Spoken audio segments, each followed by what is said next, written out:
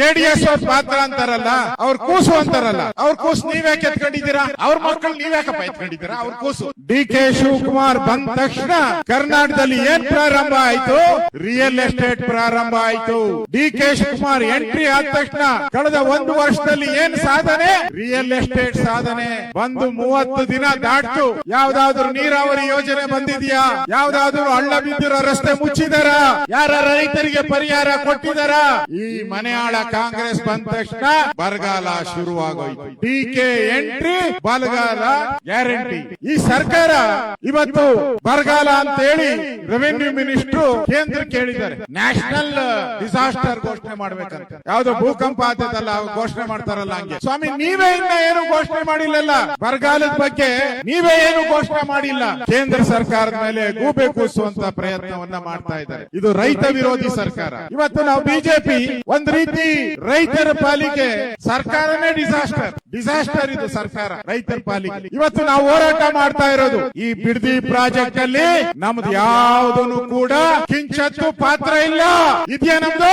ಒಂದು ಚೂರು ನಮ್ದು ಪಾತ್ರ ಇಲ್ಲ. ಇದರಲ್ಲಿ ನಾವು ನೋಟಿಫಿಕೇಶನ್ ಮಾಡಿಲ್ಲ, ಅಕ್ವೈರು ಮಾಡಿಲ್ಲ, ಯಾವುದೇ ಪ್ರೊಸೀಡಿಂಗ್ಸ್ ಮಾಡಿಲ್ಲ.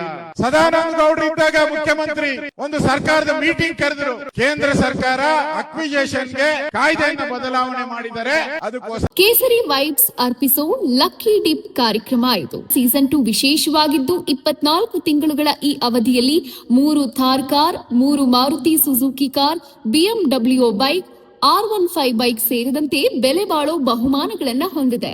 ನೀವು ಕೂಡ ಈ ಸೀಸನ್ 2 ಅಲ್ಲಿ ಮೆಂಬರ್ ಆಗೋಕೆ ಬಯಸ್ತೀರಾ? ಹಾಗಾದ್ರೆ ಕೂಡಲೇ ಈ ನಂಬರ್ಗೆ ಕಾಲ್ ಮಾಡಿ. ಲಿಮಿಟೆಡ್ ಸೀಟ್ಗಳನ್ನ ನಿಮ್ಮದಾಗಿಸ್ಕೊಂಡು ಅದ್ಭುತವಾದ ಬಹುಮಾನಗಳನ್ನ ತಮ್ಮದಾಗಿಸ್ಕೊಳ್ಳಿ. ಇಂದಿನ ಸಣ್ಣ ಹೂಡಿಕೆ ನಾಳಿನ ದೊಡ್ಡ ಪ್ರತಿಫಲ. ಹೆಚ್ಚಿನ ಮಾಹಿತಿಗಾಗಿ ಸಂಪರ್ಕಿಸಿ 9036053943.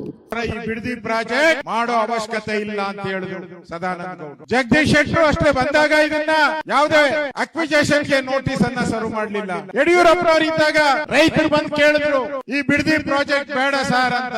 ನಾ ಮಾಡಲ್ಲ ಅಂತ ಹೇಳಿದ್ರು. ಇವತ್ತು ಡಿ ಕೆ ಶಿವಕುಮಾರ್ ಕೇಳ್ತಾ ಇದಾರೆ, ಅಶೋಕ್ ಅವರೇ ನೀವು ಕಂದಾಯ ಸಚಿವರಾಗಿದ್ದೀರಿ, ನೀವು ಪಾತ್ರ, ನೀವು ಸೈನ್ ಹಾಕಿಲ್ವಾ ಅಂತಾರೆ. ನಾನು ಯಾವ್ದಕ್ಕನ ಸೈನ್ ಹಾಕಿದ್ರೆ ತೋರ್ಸಿ.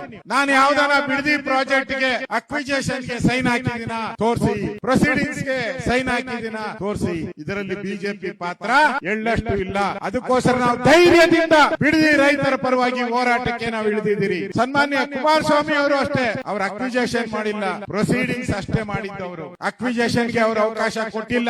ವಿಧಾನಸಭೆಯಲ್ಲಿ ಚರ್ಚೆ ಆದಾಗ ಕುಮಾರಸ್ವಾಮಿ ಅವರು ಹೇಳಿದ್ದಾರೆ, ರೈತರಿಗೆ ವಿರೋಧ ಆದಂತ ಬಿಡದಿ ಪ್ರಾಜೆಕ್ಟ್ ಅನ್ನ ನಾನು ಮಾಡಲ್ಲ ಅಂತ ಅಧಿವೇಶನದಲ್ಲೇ ಘೋಷಣೆ ಮಾಡಿದ್ದಾರೆ. ಇಷ್ಟಿದ್ರೂ ಕೂಡ ಡಿ ಕೆ ಶಿವಕುಮಾರ್ ಪದೇ ಪದೇ ಇದು ಕುಮಾರಸ್ವಾಮಿ ಕೂಸು ಅಂತಾರೆ. ಕುಮಾರಸ್ವಾಮಿ ಏನ್ ಅಕ್ವಿಜೇಷನ್ ನೋಟಿಸ್ ಕೊಟ್ಟಿದ್ರ? ಫಸ್ಟ್ ನೋಟಿಸ್ ಬಂದಿದ್ದು ಸಿದ್ದರಾಮಯ್ಯ ಮುಖ್ಯಮಂತ್ರಿ ಆಗಿದ್ದಾಗ 2024ರಲ್ಲಿ. ಎರಡನೇ ನೋಟಿಸು ಸಿದ್ದರಾಮಯ್ಯ ಮುಖ್ಯಮಂತ್ರಿ ಆಗಿದ್ದಾಗ. ಈಗ ಹಣ ಕೊಡ್ತಾ ಇರೋದು ಡಿ ಕೆ ಶಿವಕುಮಾರ್ ಅವರು. ಅಂದ್ರೆ ಇದರಲ್ಲಿ ಪಾತ್ರ ಎಂಟೈರ್ ಕಾಂಗ್ರೆಸ್ ಅವ್ರದೇ ಪಾತ್ರ ಇದರಲ್ಲಿ. ಈಗ ಜೆಡಿಎಸ್ ಅವ್ರ ಪಾತ್ರ ಅಂತಾರಲ್ಲ, ಅವ್ರ ಕೂಸು ಅಂತಾರಲ್ಲ, ಅವ್ರ ಕೂಸು ನೀವ್ಯಾಕೆ ಎತ್ಕೊಂಡಿದ್ದೀರಾ? ಅವ್ರ ಮಕ್ಕಳು ನೀವ್ಯಾಕಪ್ಪ ಎತ್ಕೊಂಡಿದ್ದೀರಾ? ಅವ್ರ ಕೂಸು.